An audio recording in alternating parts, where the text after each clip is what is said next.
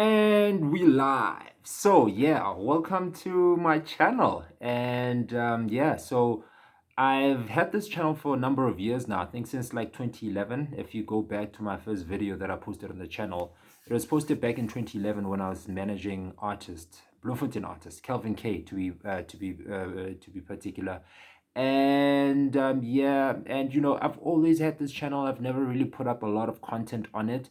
And so over the past couple of weeks, months, I've been toying around with the idea of bringing my content over here. And so finally, yeah, I've decided to bring all of my content over here. It's basically all that content that I cover on my Facebook, which a lot of people call controversial, when I don't necessarily think it's controversial. I think it's just stuff that you think about, but you maybe don't have the guts to say, and I have the guts to say that. But anyway, yeah, I'm going to be bringing all those conversations onto this channel. And it's all the stuff that's controversial, as you might want to call it, or all the stuff that's thought provoking, all the stuff that's funny, creative stuff as well, informative stuff as well. Everything that I usually put out on my Facebook, I'm going to be bringing it over onto this channel, and in video format, of course. I'll write up a bit about it on Facebook, and then I'll direct you here. And once you're here, you can actually watch the video. And just like on Facebook, on YouTube, you can also leave your comments. I'll comment back, and we can have a young chat and conversation in the comment section. And yeah, keep it going. And if you don't want to miss out on any of that stuff, or on any of the videos that I'm going to be posting, please click on the subscribe button, and also like this video, so that Facebook's algorithms can keep this video at the top, and people, it could be easy for people to find it, and easy for you to find it next time you come back. So please click on the subscribe button, so that every time I post a new video, you are informed that I've posted a new video and I'm talking about whatever it is. And also for the fact that you'll be helping me out with getting paid. Listen, the crazy thing is, with Mark Zuckerberg on Facebook, we produce a lot of content, you and I, and we don't get paid for it. But on YouTube, we can actually get paid for it, just for people coming through and watching. So if you see adverts on the show, please just click on the advert and watch the advert. That's how you will help me get paid. It's really very simple. And these adverts are like 5 seconds long type of vibe, so don't mind those things. So yeah, anyway, today's topic that I want to get into, as you can tell by the caption, I want to talk about teachers, and black teachers in particular. Well, no, let's not put a race to it. Yeah, no, let's not put a race to it. Let's talk about teachers who are teaching in previously disadvantaged schools, dikela tsa ko kasi, basically. And the question that I want to pose is, shouldn't there be a policy that says, if you're a teacher and you've got kids, then your kids must study at the school you're teaching in at the time? If you're a primary school teacher and you've got kids who are supposed to be in primary school, they should study there. When they go to high school, it's a different ball game. They can go anywhere. But shouldn't there be a policy for that? And I'll tell you why. Like, I went to a relatively nice school, right? And at the school that I went to, first of all the teachers' kids went to the same school. I went to St. Andrew's School for boys. So all the sons of the teachers went to St. Andrew's.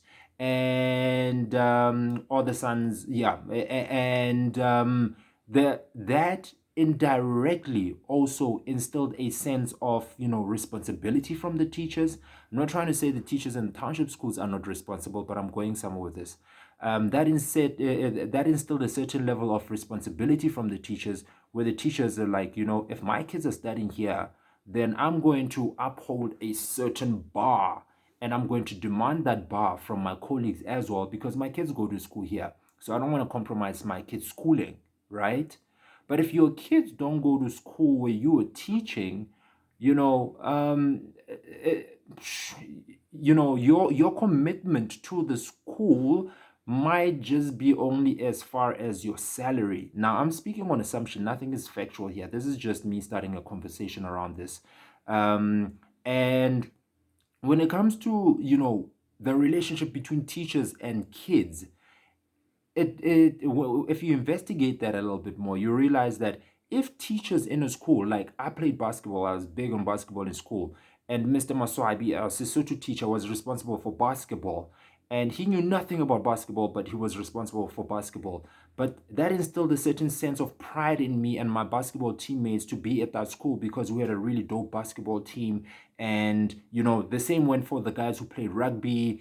It was the schools who led the rugby teams. It was the teachers, sorry, who led the rugby teams. We had a fantastic squash team when I was there. I think St. Andrews was number one in the country in terms of squash, and that was led by Mrs. Morgan, who was a teacher there, an accounting teacher there. So all the teachers participated in ensuring that, us as kids were proud to be in that school for different sporting codes or maybe for the choir, for music groups and stuff like that. And it was the teacher's responsibilities over and above whatever the government was expected to do for schools, but the teacher's responsibility to ensure that there's a certain type of culture that exists in the schools that the kids are proud to be a part of. Now, the same thing exists. I know it's unfair to compare like a grade school that I went to a general Kasi school. The resources, the infrastructure, the financial resources, a big gap already. So on that level, let's get that out of the way. I'm not saying that Kasi schools are expected to perform like the township schools when the township schools are expected like the schools in town, because there's big gaps there in terms of privilege that we cannot ignore. But in terms of contributions from the staff, from the teachers, I think there could be a question there. There could be an argument there that, the staff in certain schools contribute more to the culture of the school better than the staff in other schools. And you see this how, even in the township schools, the Kasi schools, you will find that the Kasi schools where there is soccer and the school is known for soccer or the school is known for netball, the kids there, the teachers there are the ones who are responsible for that soccer, and the school has a certain sense of pride. Now, the kids have a certain sense of pride as well being at that school because they're at a school that has got the best soccer team in the country. Case in point, Harmony High School in Virginia is one of the top soccer schools in the country, and it's a Kasi school. And there's another dynamic that comes into play. When kids are proud to be in a particular school because of certain things that they go to over and above the academics, then you find that there comes a relationship between schools management, which is the teachers, and the kids themselves. Because all the guys in the first team rugby team, the first team soccer team, the first team netball team, first team basketball team, whatever, they sort of kind of start becoming the leaders of the school. They're like the authority of the school. All the guys, the younger guys, look up to these guys because they also want to end up in the first team. So there's a certain level of authority that is run at school kids level from the that group that is seen as this is the pride and joy of the school, the cricket team or the soccer team or the rugby team for schools like Grey College, and the soccer team for schools like Harmony High. And that then decreases the chances of gangsterism in the schools, the chances of all these funny little things that kids get up to in schools that don't have a particular program over and above a schooling program.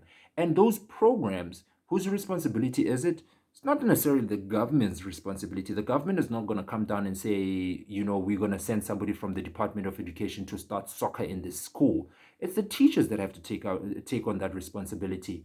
And what better incentive is there for teachers to take on on the responsibility of bringing in programs that are going to make the kids to be proud to be in the school than if the teacher knows that they want the school to be a dope school because their own child is in the school?